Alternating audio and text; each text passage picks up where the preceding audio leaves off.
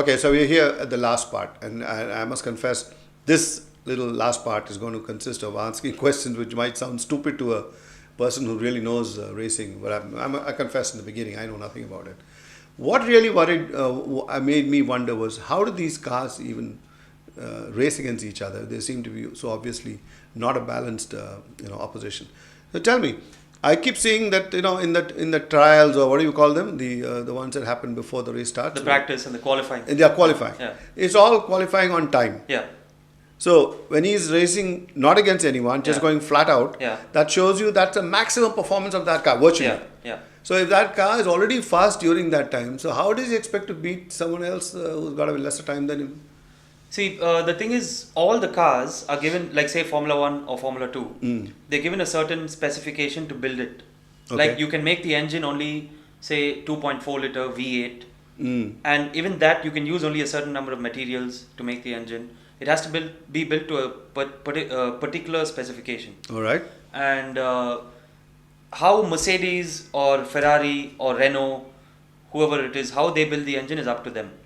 So, but if there's the difference can be maybe 10 horsepower out of 800 in a Formula 1 car. Okay. It's very small.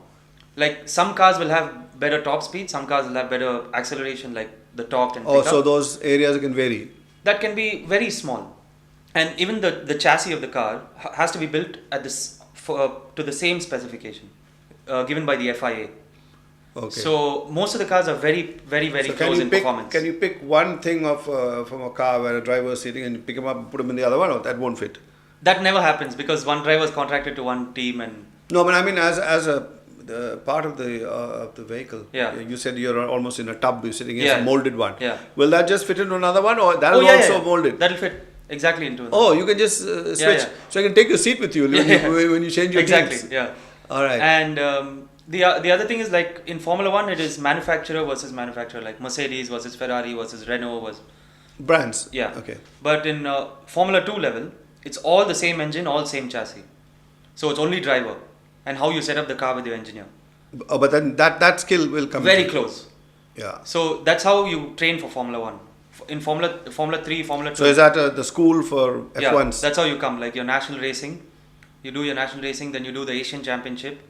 Then you go to Formula 3, Formula 2 and then Formula 1. And is there still a vast gulf between F2 and F1? Well, Formula 2 cars do like a top speed of 300 kilometers an hour. Formula 1 does 360.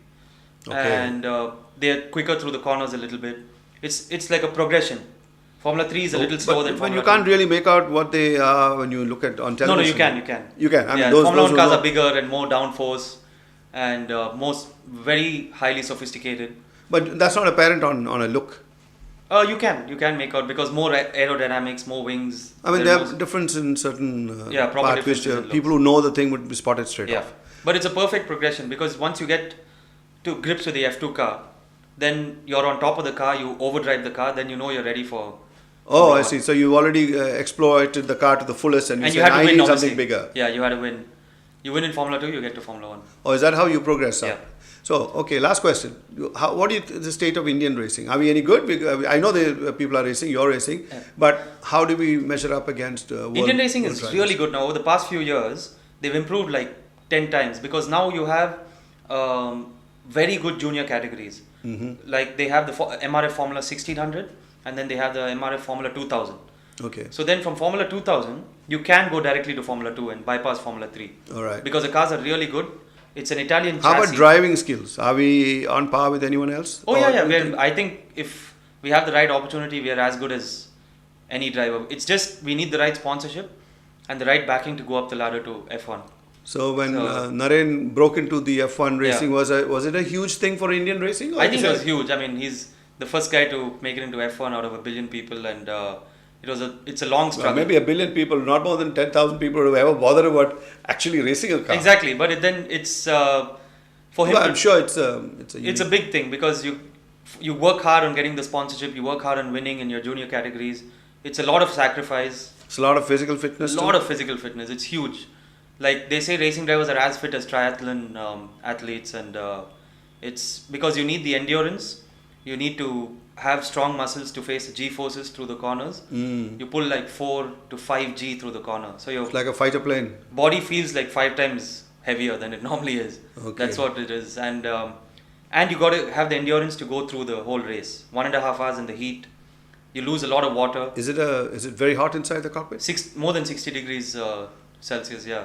Really? Because the engine is right behind you. Yeah, but that blow the heat backwards, isn't it? No, the heat comes into the car as well. I see. So it's really hot. So there are a lot of things to.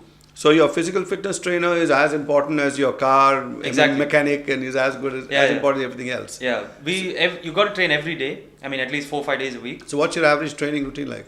Morning, I do about an hour of cardio workout, and then in the evening I do strength training for about 1.5 to 2 hours. So what is involved in doing all that? What do you do? Running, cycling, swimming, skipping for cardio, and then a lot of weight training, conditioning to keep your muscles strong. A lot of neck training, because if your neck is not strong enough, it won't hold up through a corner in a Formula car. Fall off? Yeah. Well, it'll just, you turn right and it'll go to the left if it's not strong. Oh, okay. All those things. The G-force will. So your trainers have a clue about all that? Or It's all specified trainers in motorsport. And, so even in Chennai you have it? Yeah, in Chennai. But I've got a program also from my European trainers. So and I follow that, yeah.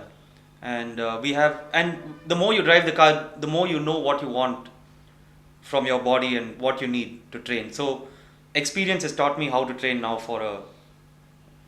get ready for a season. So folks, that's what Parthiv says. We are up there in the front. It needs more and more people to come and join it for a start, so it becomes more famous and therefore or rather popular, and then more people want to get into it. It becomes more competitive.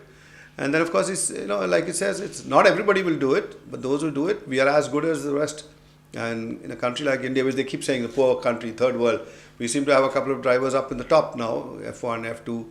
So let's hope for the best, and let's hope Parthiv comes back with some big trophies. So thank you very much, Parthiv, for coming. Thank you. Thanks for having me.